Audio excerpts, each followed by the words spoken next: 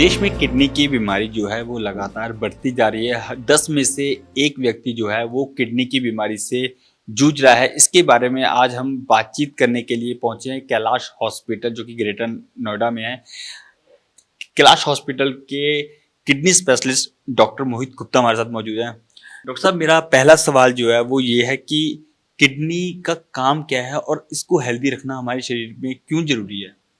आपने एक बहुत अच्छा सवाल पूछा है। नमस्कार दोस्तों। हमारे शरीर में दो किडनीज होती हैं।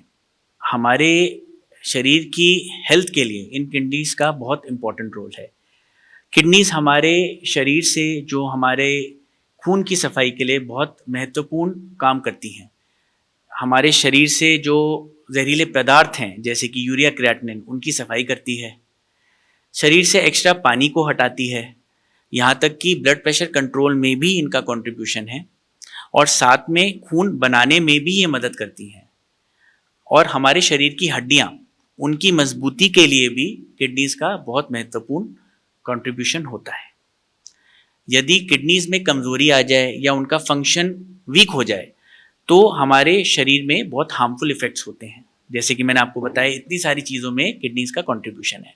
इसलिए किडनीज की हेल्थ को ठीक रखना बहुत ज़रूरी है। डॉक्टर साहब, आजकल लोगों के दिमाग में जो सबसे बड़ा सवाल वो जो रहता है वो ये होता है कि इसके शुरुआती लक्षण क्या होते हैं?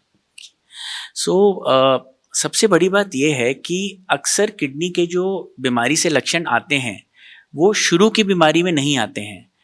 ये देखा जाता है जब किडनीज यूजली 70 से 80% तक कमज़ोर हो जाती है, तब उसके लक्षण शुरू होते हैं। अक्सर क्या लक्षण आते हैं, जैसे कि पैरों में सूजन आ जाना या चेहरे पे सूजन आ जाना, या फिर पेशाब की मात्रा कम हो जाना, या पेशाब में झाग आना, या पेशाब में खून आना, या फिर सांस में दिक्कत आना। स्पेशली सीधा लेटने पे सांस फूलने लगती है, या कई बार उनको लेटते हुए बैठना पड़ता है और उससे उनको थोड़ा आराम मिलता है। या फिर कुछ मरीजों में भूख कम हो जाती है, या कमज़ोरी आने लगती है, या उल्टी या उबकाई उन्हें बार बार लगती है। ये कुछ लक्षण हैं जो कि किडनी की बीमारी के अंदर आते हैं। इसलिए स्पेशली जो डायबिटिक हैं, जिनको डायबिटीज़ की दिक्कत है, या जिनको बीपी की प्रॉब्लम है, या जिनके परिवार में किडनीज के मरीज़ हैं, उनको बिना लक्षण के भी अपना रेगुलर टेस्ट और चेकअप करना चाहिए कि कोई ऐसी दिक्कत उनकी किडनी के फंक्शन में या प्रॉब्लम में तो नहीं आ रही है जिससे उनको आगे चल के दिक्कत आ सके। हम चाहते हैं कि पहले ही हम उन चीज़ों को पकड़ लें और ट्रीटमेंट दे दें। डॉक्टर साहब, किडनी को हेल्दी रखने के लिए एक आम आदमी जो है वो क्या कुछ करे, क्या कुछ उसका दिनचर्या रहना चाहिए? किडनीज को हेल्दी रखने के लिए सबसे पहले ये ज़रूरी है कि हम अपने ब्लड प्रेशर और शुगर लेवल्स दोनों को कंट्रोल में रखें।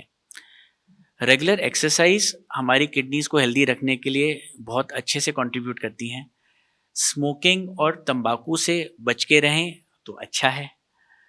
कोई भी दवाई बिना अपनी डॉक्टर्स की सलाह ना लें, स्पेशली जो पेन किलर्स होते हैं, क्योंकि ये अक्सर किडनीज को डैमेज करते हैं।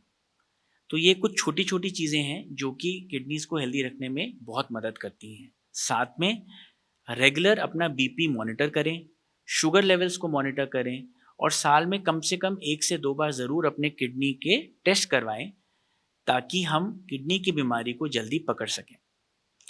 ये और इम्पॉर्टेंट हो जाता है स्पेशली उन पेशेंट्स के लिए जो हाई रिस्क ग्रुप में आते हैं, जैसे कि मैंने पहले बताया, जिनको डायबिटीज़ है, जिनको ब्लड प्रेशर है, या फिर जिनके परिवार में किडनीज के मरीज़ हैं।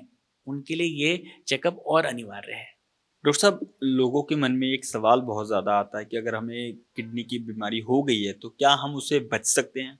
जी, तो सबसे इम्पॉर्टेंट बात यह है कि अगर हम किडनी की बीमारी को टाइम से डायग्नोस कर लेते हैं तो अक्सर हम इस किडनी को पूरा दोबारा से हेल्दी करके उस बीमारी को ट्रीट कर सकते हैं, या फिर हम उसकी स्पीड को स्लो डाउन कर सकते हैं।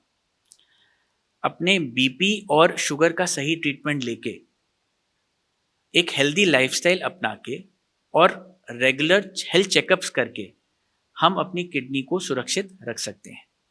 याद रखिए कि प्रिवेंशन और अर्ली डिटेक्शन, ये दो बेस्ट तरीके हैं अपनी किडनीज को हेल्दी रखने के लिए। डॉक्टर साहब, ईजीएफआर क्या होता है? उसकी नॉर्मल वैल्यू क्या होती है? EGFR इसका फुल फॉर्म होता है एस्टिमेटेड ग्लोमेरुलर फिल्ट्रेशन रेट। ये बेसिकली एक टेस्ट है जो कि ये बताता है कि हमारे जो किडनीज हैं वो हमारे ब्लड को कितने अच्छे से साफ कर रही हैं। इसकी वैल्यू जो नॉर्मल बोली जाती है यूजुअली 90 यानी कि 90 से ज़्यादा जब तक EGFR रहता है तो किडनीज का फंक्शन नॉर्मल बोला जाता है। ये यूजुअली कैसे कैलकुलेट किया जाता है? ये हमारे शरीर के ब्लड के अंदर जो क्रिएटिनिन लेवल है उस पर डिपेंडेंट है, साथ में ही हमारी उम्र कितनी है और जेंडर क्या है। ये तीनों फैक्टर्स को लेके कैलकुलेट किया जाता है और जैसे कि मैंने आपको बताया 90 से ऊपर ये नॉर्मल है। यूजुअली जब ये 60 से कम हो जाए और 3 महीने या उससे ज़्यादा तक ये 60 से कम रहे तो वो क्रॉनिक किडनी डिजीज़ का संकेत हो सकता है। इसके अलावा अगर 3 महीने या उससे ज़्यादा तक हायर लेवल ऑफ पेशाब में प्रोटीन लीक होते रहे, मतलब नॉर्मल से ज़्यादा लीक होते रहे, या फिर किडनी में कोई ऐसे स्ट्रक्चरल चेंजेस जैसे कि साइज छोटा हो जाना या कुछ ऐसे बदलाव आते हैं जो अगेन 3 मंथ से ज़्यादा परसिस्ट करते हैं, तो ये सारे फैक्टर्स क्रॉनिक किडनी डिजीज़ का संकेत करते हैं। इसीलिए जब मैं बोलता हूँ कि हमें रेगुलर चेकअप करना चाहिए तो बहुत ही सिंपल टेस्ट हैं जो कि हम करके अपनी किडनीज़ के हेल्थ के बारे में जान सकते हैं। तो आप एक बार अपना किडनी फंक्शन टेस्ट ज़रूर करवाएं जिसके अंदर यूरिया, क्रिएटिनिन और कुछ इलेक्ट्रोलाइट जैसे सोडियम, पोटेशियम, कैल्शियम, फास्फोरस की वैल्यूज़ आती हैं। साथ में यूरिन में कितना प्रोटीन पास हो रहा है और तीसरी चीज़ ये EGFR। तो ये तीनों पे अगर हम अपने रेगुलर इंटरवल्स पे चेकअप करें तो इससे हम किडनीज़ की हेल्थ के बारे में जान सकते हैं और उनका ध्यान रख सकते हैं। डॉक्टर साहब, सबसे बड़ा जो सवाल रहता है वो ये रहता है कि हमें अपनी किडनी को हेल्दी रखने के लिए क्या कुछ खाना चाहिए, क्या कुछ नहीं खाना चाहिए, वो सबसे बड़ा सवाल रहता है। जी, तो सबसे पहले मैं यही बोलना चाहूँगा कि नमक की मात्रा खाने में जितना कम रहेगा वो हमारी किडनीज़ को हेल्दी रखने के लिए बहुत कंट्रीब्यूट करेगा। ज़्यादा नमक हमारे शरीर का BP भी बढ़ाता है, ब्लड प्रेशर को बढ़ाता है और ये धीरे धीरे किडनीज़ को कमज़ोर कर सकता है। अपने खाने में ताज़े फल, हरी सब्जियाँ, होल ग्रेन्स या फिर जो घर के बने हुए खाने को, इन सब की मात्रा ज़्यादा रखें। ये पैक्ड चिप्स, स्नैक्स और जो प्रोसेस फूड होते हैं, इंस्टेंट नूडल्स हो गए या फास्ट फूड आइटम्स, इनका सेवन कम करें क्योंकि इनमें प्रिजर्वेटिव्स काफ़ी होते हैं और नमक भी काफ़ी ज़्यादा होता है। अब अगर हम पानी की बात करें तो वैसे हम बोलते हैं कि 2.5 से 3 लीटर पूरे दिन में पानी की मात्रा हमारे शरीर के लिए अच्छी है, लेकिन ये हर इंसान के लिए नहीं है। यदि किसी को दिल की कमज़ोरी हो तो हो सकता है उसमें हम थोड़ा कम पानी पीने को बोलें, या किसी को पहले से ही किडनी की दिक्कत है तो उसमें भी हम हो सकता है कि थोड़ा पानी कम करने को बोलें, स्पेशली जिनका यूरिन कम बनता है। इसलिए हर इंसान के लिए पानी की मात्रा उनके लिए क्या सही है वो अलग होती है एंड बेस्ट तरीका ये है कि आप अपने डॉक्टर से डिस्कस करें कि आपके लिए कितना पानी सही है पूरे दिन में। तो ये बहुत ज़रूरी है कि कम नमक, संतुलित आहार और अच्छा BP और डायबिटीज़ का कंट्रोल हमारी किडनीज़ की हेल्थ के लिए सबसे बेस्ट चाबी है।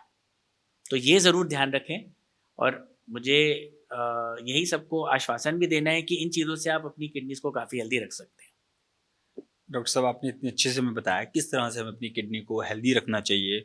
कोई एक संदेश जो आप हमारे दर्शकों को देना चाहेंगे?